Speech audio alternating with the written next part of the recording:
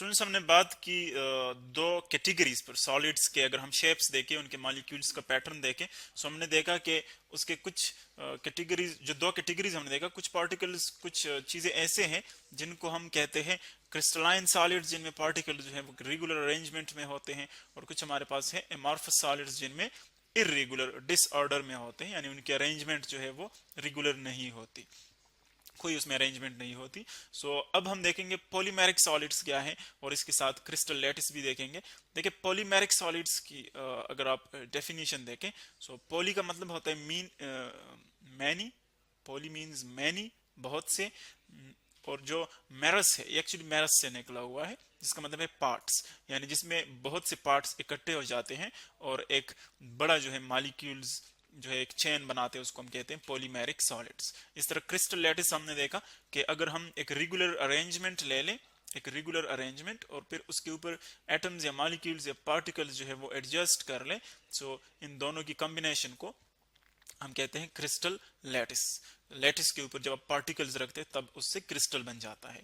सो अब अगर देखें, फर्स्ट अगर हम बात कर ले पॉलीमेरिक डेफिनेशंस की, एक्चुअली हमारे पास ऑर्गेनिक मॉलिक्यूल्स होते हैं, जिसमें हमारे पास जो मॉलिक्यूल्स होते हैं, इनकी अगर हम नंबर ऑफ मॉलिक्यूल्स देखें पॉलीमेरिक सॉलिड्स की, तो ये रेंज करते हैं 1000 से, अप्रोक्सीमेटली 1000 से लेकर 1000 टू 10,000, यानी देखिए इतने ज्यादा मॉलिक्यूल्स एक जो है वो जायंट मॉलिक्यूल में हो सकते हैं, इतने ज्यादा पार्ट्स उसमें जो है वो कंबाइन हो जाते हैं। सो इस तरह के जायंट मॉलिक्यूल्स को हम कहते हैं पॉलीमर्स, और जो हम छोटे पार्ट्स मिलाते हैं इनके, जिससे हम पॉलीमेरिक सॉलिड्स बनाते हैं, उनको हम कहते हैं मोनोमर्स। मोनोमर्स, मोनो का मतलब होता है वन, यानी जिसमें वन पार्ट हो तो वो आ जाएगा मोनोमर्स में। सो जब मेनी मोनोमर्स मिल जाते हैं, मोनोमर्स कंबाइन हो जाते हैं, मोनोमर्स प्लस मोनोमर्स, सो वो हमें देते हैं फिर पॉलीमर्स, या पॉलीमेरिक सॉलिड्स, या फिर पॉलीमर्स, पॉलीमर्स। अभी देखें इनकी सिंपल जो कॉन्फ़िगरेशन हम किस तरह शो कर सकते हैं। लेट्स सपोज आपके पास एक रेगुलर अरेंजमेंट है कुछ पार्टिकल्स की, यानी ये एक छोटा सा मॉलिक्यूल मैं कंसिडर कर लेता हूँ, ये एक मॉलिक्यूल है, ये इसकी शेप आप कंसिडर कर ले, ये एक मॉलिक्यूल है फॉर एग्जांपल। आप एनी, जनरली आप एनी जो है शेप कंसिडर कर सकते हैं। ये मैं लेता हूँ, कुछ मॉलिक्यूल्स हैं, मोनोमर्स लेता हूँ, छोटे छोटे पार्ट्स हैं मॉलिक्यूल्स, जिसमें स्मॉल नंबर ऑफ पार्टिकल्स हैं, उनको हम कहते हैं स्मॉल मॉलिक्यूल्स। ये देखें स्मॉल मॉलिक्यूल्स है। अब वो जो नंबर हमने ऊपर लिखा है वो तो सारे हम यहाँ पर ड्रॉ नहीं कर सकते, क्योंकि उसमें मैनी 1000 से लेकर 10,000 तक हमारे पास पार्टिकल्स हैं। सो अगर मैं अब फ्यू कंसिडर कर लूँ यहाँ पर, देखिए ये कुछ पार्टिकल्स हैं जिसमें मैंने स्मॉल मॉलिक्यूल्स कंसिडर किए हुए हैं। अब अगर इनको हम इसकी सिंथेसिस कर लेते हैं, सिंथेसिस मीन के केमिकली इनको हम क्या करते हैं, कंबाइन करते हैं। सो देखिए one monomer plus another monomer plus another monomer plus another monomer, देखिए ये प्लस अनदर मोनोमर, तो ये सारे अगर हम स्मॉल मॉलिक्यूल्स को कंबाइन करते हैं, उसकी पॉलीमराइजेशन करते हैं, इस प्रोसेस को हम कहते हैं पॉलीमराइजेशन, जिसमें हम पॉलीमर्स बनाते हैं। तो इससे हमारे पास क्या बनेगा, एक लार्ज मॉलिक्यूल बनेगा। जब ये हम कंबाइन करते हैं केमिकली, तो हमारे पास क्या बनेगा, एक लार्ज मॉलिक्यूल बनेगा, यानी जिसमें ये सारे मॉलिक्यूल जो है वो कंबाइन हो जाएंगे। ये फॉर एग्जांपल हम इस तरह ड्रा करते हैं इसको, सपोज ये कोई स्पेसिफिक स्ट्रक्चर नहीं है किसी मॉलिक्यूल्स की, हम जनरली एक इसका पैटर्न देना चाहते हैं। ये फॉर एग्जांपल देखें, ये इस तरह कंबाइन कर लिया हमने। सो मैनी मॉलिक्यूल्स जो हैं वो कंबाइन हो गए, और एक हमारे पास जायंट मॉलिक्यूल बन गया, जिसको हम क्या कहेंगे, पॉलीमेरिक सॉलिड। तो अब देख रहे हैं कि पॉलीमेरिक सॉलिड्स में भी जायंट मॉलिक्यूल्स हैं, लेकिन उनके जो पार्टिकल की अरेंजमेंट है वो रेगुलर है। देखिए हर एक मॉलिक्यूल आप कंसिडर कर लें, जिस तरह के एक मॉलिक्यूल अटैच्ड है उसी तरह दूसरा भी अटैच्ड है, उसी तरह तीसरा भी अटैच्ड है, उसी तरह चौथा भी अटैच्ड है, सारे एक ही मैनर में अटैच्ड हुए हैं। तो फिर इस तरह के, चूंकि हमने पढ़ा था कि अगर एक ही तरह के वो अटैच्ड होते हैं, एक ही पैटर्न में अटैच्ड होते हैं, तो फिर उनको हम क्या कहते हैं, क्रिस्टलाइन सॉलिड्स उनको हम कहते हैं, क्रिस्टलाइन सॉलिड्स। ये हमारे पास एक अरेंजमेंट आ गई क्रिस्टलाइन सॉलिड की, क्रिस्टलाइन सॉलिड।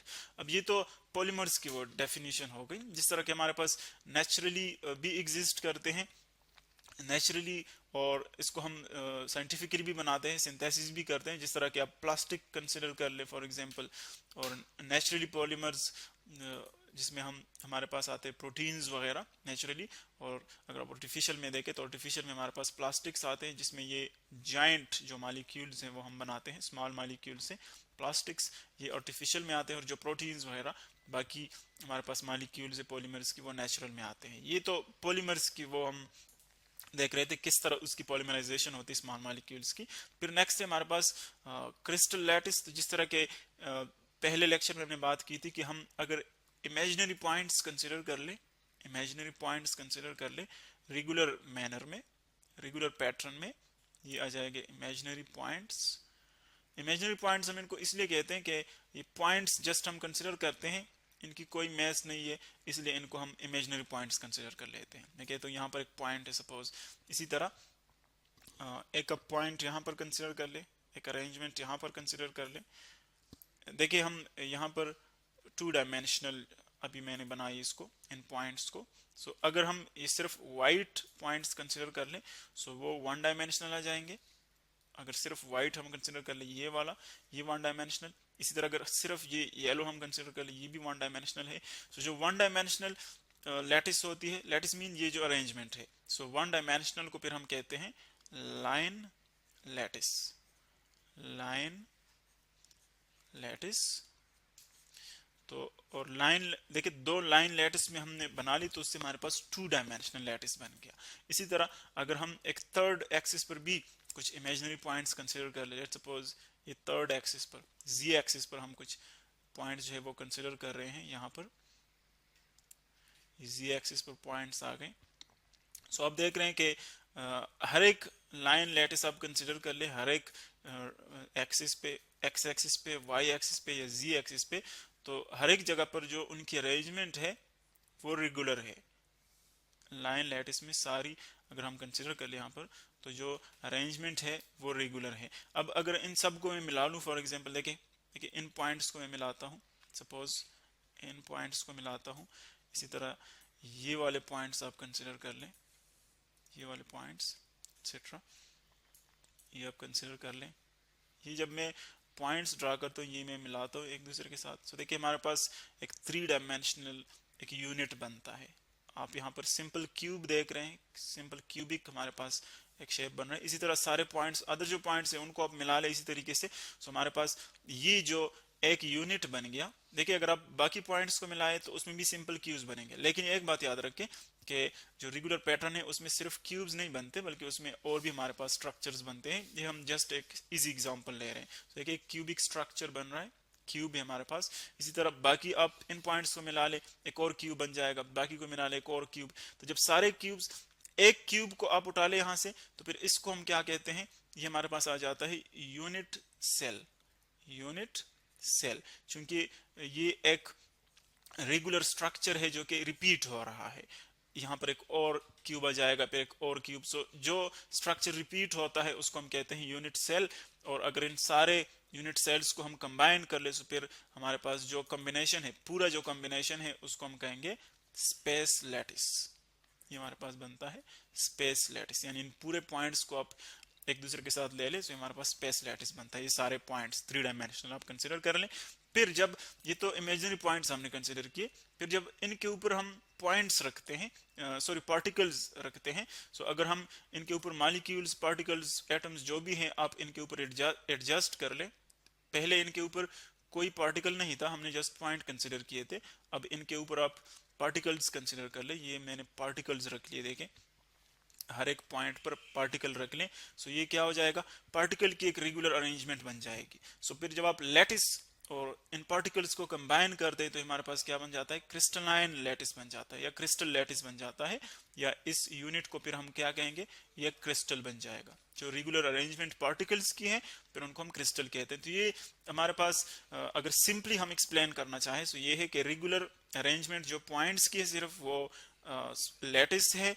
इसी तरह इसके ऊपर पार्टिकल्स हम एडॉप्ट कर ले, पार्टिकल एडजस्ट कर ले तो वो बन जाता है क्रिस्टल, और फिर इसको हम कहते हैं क्रिस्टलाइन लैटिस।